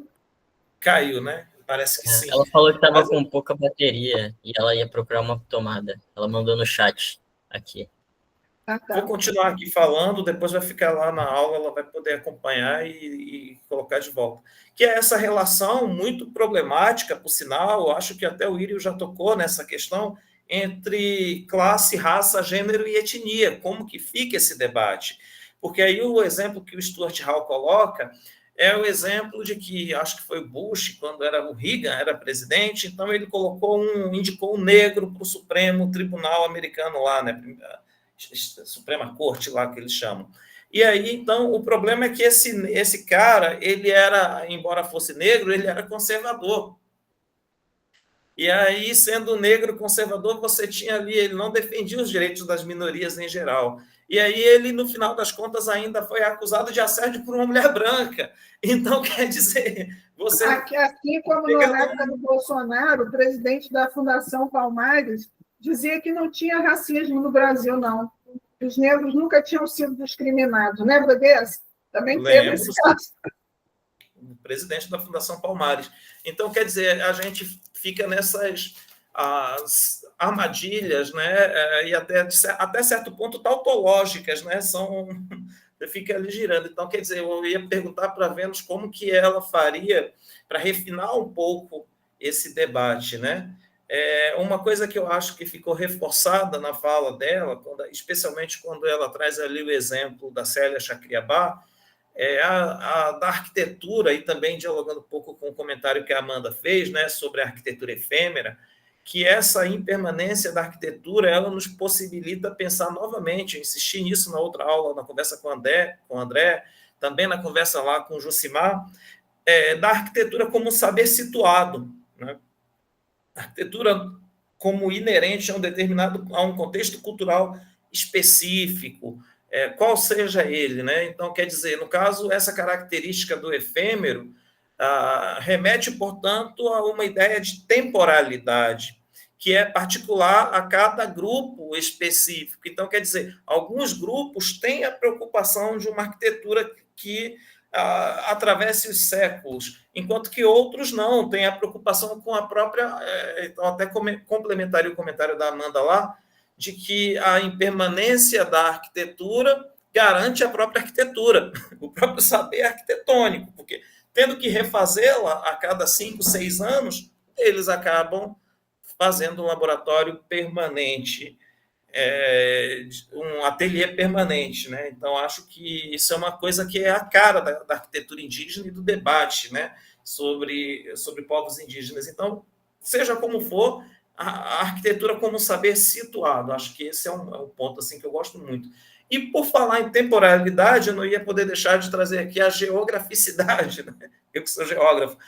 A coisa que uma outra característica que está, como sempre, relacionada à temporalidade, a relação entre mobilidade e fixidez.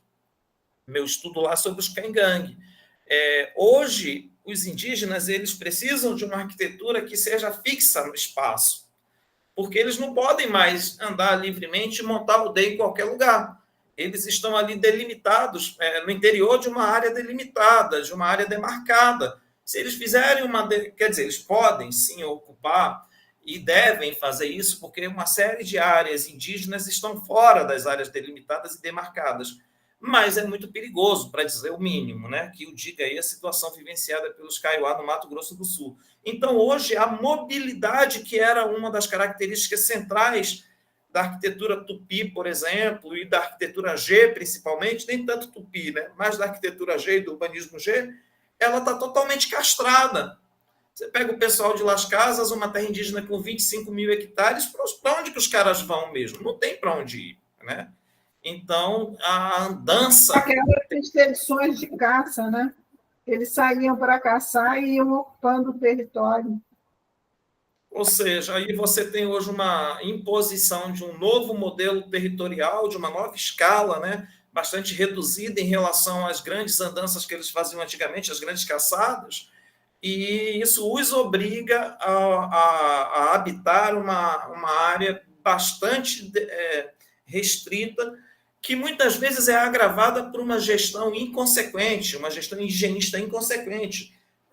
Na última viagem que eu fiz à terra indígena Kayapó, o indígena lá me deu o depoimento, ele não cheguei a gravar isso, que era muito importante, dizendo que não existia antigamente essa repartição do território do interior da terra indígena, né, das áreas do interior da terra indígena por aldeia, que essa foi uma invenção de alguém da FUNAI para facilitar e tal, Ou seja, o cara inventou um negócio que não havia e criou um grande problema, porque hoje, porque isso se contrapõe à própria cisão e surgimento de novas aldeias, e gerou um problema que gera conflitos até hoje, 40 anos depois da democracia. Quando eles saíam da aldeia, normalmente, né, Sandoval, eram duas lideranças que lutavam pelo poder tribal, enfim, dali, e eles saíam para formar outra quando havia algum conflito, né?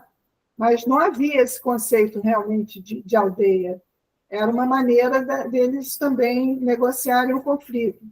E a Ana Luísa, que está aí, a gente está escrevendo um texto também com a Silvia, para um livro agora com o Igor, sobre a questão também da casa e a mulher, né? Porque essa questão é muito pouco explorada, o papel da mulher, não só no espaço doméstico, como é colocado, mas também como construtora, né? Porque existem vários autores que falam desse papel também da mulher, como quem erige a casa também, que mantém a casa e que participa ativamente do processo construtivo também, né? As sábias construtoras que a Ana Luísa está falando. Então, são questões importantes para a gente colocar aqui do papel do gênero, né, em relação às malocas indígenas. E eu acho que a questão que a Vênus traz amplia muito para a área do Írio, da Marcele, da Amanda também, essa questão do papel também do intelectual, né, do professor também. Porque, repara, que papel é o nosso de reprodução de saber se a gente, dentro da própria universidade, continua com essas questões, né? Questões de discriminação, questão de não cumprir a lei, né? Há uma legislação que tem uma cota para indígenas. Você não tem estudantes, você não tem quem se apresente para o vestibular e não tem professor também, né? Indígena, quilombola ou afro-brasileiro, pouquíssimos dentro da universidade, sendo que a UF é conhecida por ter 50% de cota social e racial, né? Então, é bastante complicado isso, você imaginar como é que está essa situação da transculturalidade, porque para o Jacques Poulain, esse seria o transcultural, seria realmente uma troca dialógica de culturas dentro da própria universidade, que ele chamava partilha da verdade em filosofia, né? Desde o primeiro conceito de verdade lá para os gregos, né? A universidade é o lugar do debate e da partilha da verdade. Que verdade é essa que é partilhada, né? Não há, de fato, essa partilha, em termos igualitários e dialógicos, ou como Habermas chamava, essa ideia de uma cultura comunicativa dentro da universidade, né? A visão continua sendo, então, bastante deturpada e complicada aí por questões de uma elite intelectual que se atribui o poder de dizer o que é educação e o que é cultura, porque se as culturas indígenas originárias não são culturas, quem somos nós, em termos de identidade, né? A gente não valoriza quem somos nós no berço, né? Nas origens, como a Pedrosa chamava, a gente continua batendo cabeça para francês, para europeu, né? Para um saber aí europeizante, que continua a preponderar na nossa universidade, né? E esse era o ponto seguinte, então, da minha fala, que era o da emergência étnica, né? Que tem a ver com essa questão que você colocou, questão das origens. Quem somos nós, afinal de contas, né? Então, acho que a Vênus colocou aqui de maneira muito empírica, né? Muito assim, oriunda da própria realidade, a maneira como nós, brasileiros em geral, tivemos uma identidade que nos foi castrada, que, de um modo geral, é a identidade indígena, né? Ela nos foi furtada, castrada, roubada. E aí eu quero ver se eu recupero com vocês um pouco daquele episódio, daquela cena do filme que eu estou fazendo com o Fortes, a tomada da igreja, porque ali a gente está invertendo a história. Vejam, a história é o quê? A história é da pessoa, é do cara que era indígena e deixou de ser. E hoje ele não sabe se ele qual era a origem dele, se chambiou. Ele sabe que tem um parente indígena lá atrás, mas perdeu essa referência. E nesse filme a gente está fazendo o contrário.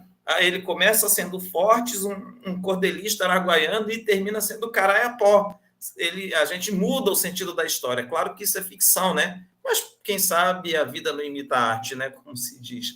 Então, o processo de emergência étnica, portanto, que é o tema do filme, é o tema da fala desse ponto trazido pela Vênus, ele é muito importante e ele vem sendo analisado por um grupo muito expressivo de antropólogos lá no Museu Nacional, puxado pelo João Pacheco de Oliveira, mas com alguns nomes assim muito importantes, né? O pessoal Pataxó, tem os Tupinambá também que estão analisando isso aí, e acho até o pessoal que está envolvido também na coisa do manto, né? Na recuperação do manto, tem a ver com isso aí. Para terminar, só para a minha fala, né? Não a aula, mas a minha fala, eu queria ler aqui um trecho também do livro Para Onde Vai o Conhecimento Geográfico, do Rui Moreira, porque essa relação entre o corpo e o território, literalmente barro, ela me lembra muito o pensamento dos holistas, que talvez a gente possa recuperar, e a gente tem, na verdade, alguns holistas aí consagrados, né, nos nossos dias, o Viveiros de Castro,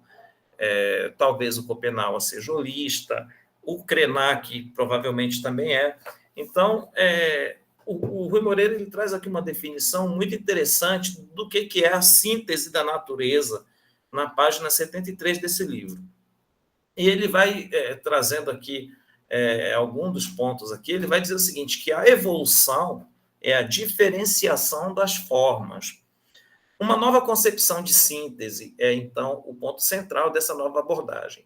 Uma síntese que não é a soma de todas as partes, mas reprodução, transfiguração, diferenciação, ressintetização, recombinação, recambiação, categorias do movimento que levam a natureza a unificar-se e diversificar-se reiterativamente. Nessa síntese, o real é o movimento e a transformação da forma. Natureza é rocha e chuva, chuva e planta, planta e animal, animal e homem, transmutação da forma pela cadeia de transformação e passagem de uma forma na outra. Rocha que se transforma em sais minerais, sais que se transformam em matéria orgânica vegetal que se transforma em matéria orgânica animal, matéria orgânica animal que se transforma em vida, que o homem transforma em história social que se transforma em nova qualidade de natureza, numa sucessão de ressintetizações em que a geologia, a geomorfologia, a hidrologia, a biogeografia, a física, a química, a biologia, a sociologia, a economia, a história, a antropologia, a geografia, todas estão presentes, mas todas se dissolvem ao mesmo tempo no movimento da natureza, que não é nenhuma dessas ciências como tal, e sim a síntese que as dissolve no movimento das formas para que estas renasçam mais adiante. Tudo para produzir a vida, para que a vida produza a morte, e com esta se reinicie o ciclo da vida. Rui Moreira. Uma fala muito interessante sobre como, de certa maneira, nós também somos feitos de barro, né, de carbono, e é isso que a gente vai voltar a citar. O JC tinha colocado isso, né? Essa é a perspectiva do holismo. Nós somos, portanto, efetivamente território, né? Vice-versa. Ótimo, Sandoval. Então, devido aqui ao adiantado da hora também e a complexidade que a gente teve nessa aula, eu estou muito feliz aqui de ter ouvido a Vênus, e quando eu conheci o grupo todo do APIC, né, me deu essa esperança grande de que essa juventude aí vai mudar realmente a universidade, né? Esse movimento ter nascido dentro das federais e ter todo esse ativismo agora indo para as aldeias e buscando a colaboração de indígenas. Então, o grupo da APIC é composto também por indígenas de várias etnias que estão ali trabalhando junto com o pessoal da história, principalmente. É uma pena que a arquitetura não esteja tão envolvida, mas temos a Ana Luísa, temos também o Rafael Vernil e o Antoine também Arruvi, né? Então, eu acho que a gente está ali com uma pequena representação da arquitetura, para essa discussão também, né, do que seria uma oca indígena, né? Como seria possível construir um centro de convivência indígena, então, dentro da Universidade Federal Fluminense. Vamos torcer para isso ir adiante e conto aí com Marcele, com Iri, com Amanda, para se juntar a nós, tá? Sandoval também já está. A gente fazer esse movimento dentro da PUC também. Então é isso, gente. Um grande abraço. Para aqui nossa gravação. Tchau, tchau, pessoal.